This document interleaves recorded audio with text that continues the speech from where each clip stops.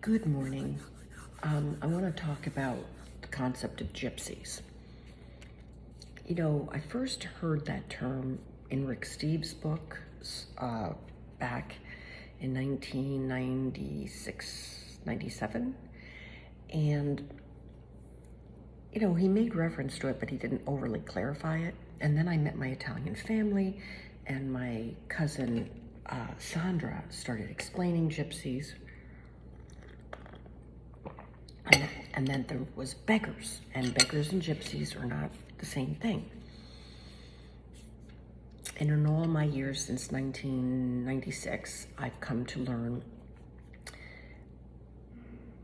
what gypsies are. Gypsies tend to be, these are generalities, although, you know, the dynamics of every title are changing. They tend to be nomadic. They are usually from particular countries. They maybe have the mother and the children, the mother and the father and the children, and then they go to where the tourism is for the season.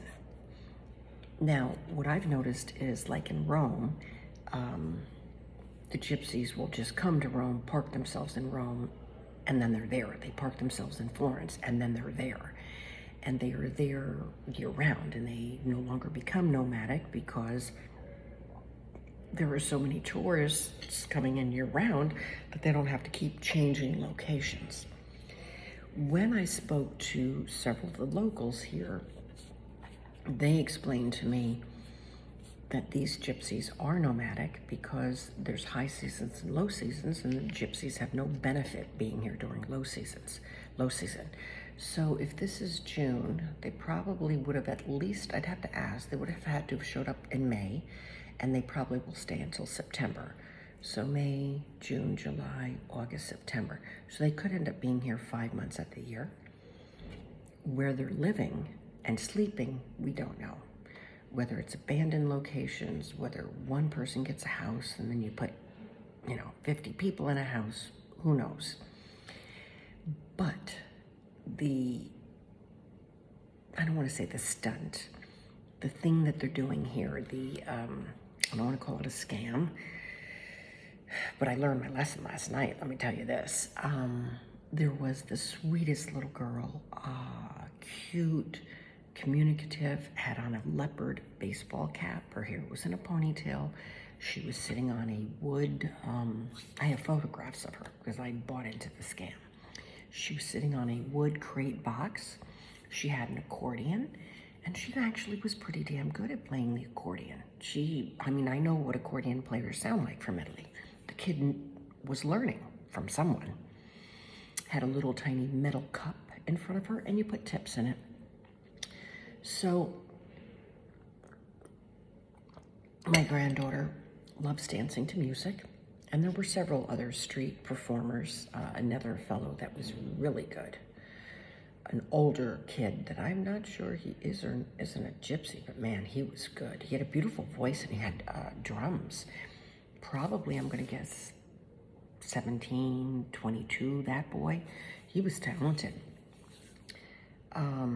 And he was singing too. I loved his voice. But this was a little girl. So my granddaughter she's like the most outgoing kid you've ever met. She is like a duplicate of me. Talks to everybody. Doesn't respect boundaries. Gets right up in your face and hi, So we tipped the little girl. And then my granddaughter wanted to dance, was dancing in front of her with the music really sweet. And then my granddaughter went and sat on the box with her and was like petting her hair and that kind of stuff. And the little girl was really happy because I think most people give her money, listen, and then walk by. Maybe they ask a few questions.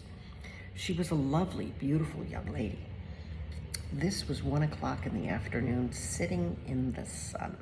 And it's hot out there. The kid was pretty dark, which happens a lot to the gypsies, depending upon where they're begging. But they parked the kid in the damn sun, that kind of made me mad. And when we went to dinner last night, at 9, from afar, that same box, same violin, same hat, little girl was sitting there, and I was really getting mad at dinner because I thought, God, I can't believe you're making the kid work 9 hours, 8 hours.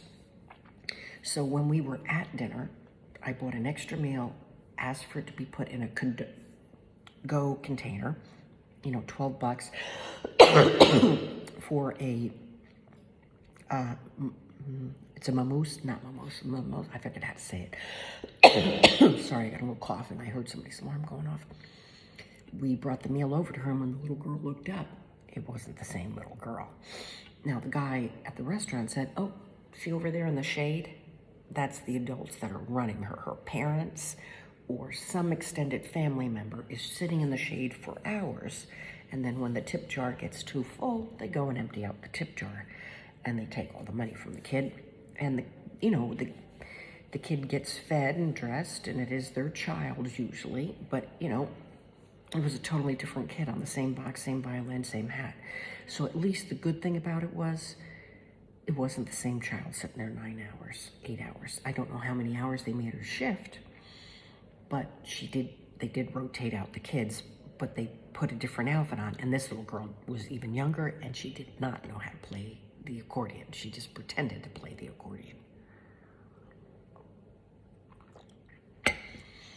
I talked to, that was a male waiter that gave me that information. I talked to a female waiter at a hotel, not a waiter, a tour guide. And she started talking to another younger little gypsy girl who came to us and was begging with an accordion when we were eating. And they basically have scattered the coastline, the boardwalk where the water is, with probably about 15 of these kids. And they're strategically plotted along the whole thing. They sit them down, they give them a little box to sit on, and they give them a toy accordion to play. So I did buy a meal and brought a meal over, but it wasn't the same girl. And they said that they are gypsies. She said from Bulgaria, Hungary, Romania, usually the Eastern Bloc. So if you're looking at Italy on the map, to the upper right-hand side is that Eastern Bloc of what used to be kind of the communist countries, that for whatever reason, they take off with their families and they come here. And she said that the woman told me that she tries to ask the little girl, and what she got out of the little girl is, there is a school here, and that some days a week, when she wants to go to the school, she goes to the school, and that other time she just doesn't go to the school. Which is exactly what was happening when my daughter was teaching the street workers, which I thought they were street kids. The kids are with their families, and they go home and they sleep with their families, whatever kind of situation they're sleeping in.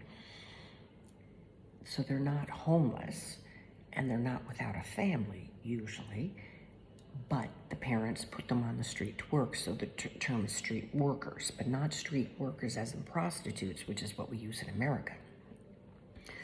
Typically, they are not prostitutes. They perform some little tiny art, or they beg, or the parents are professional at robbing tourists.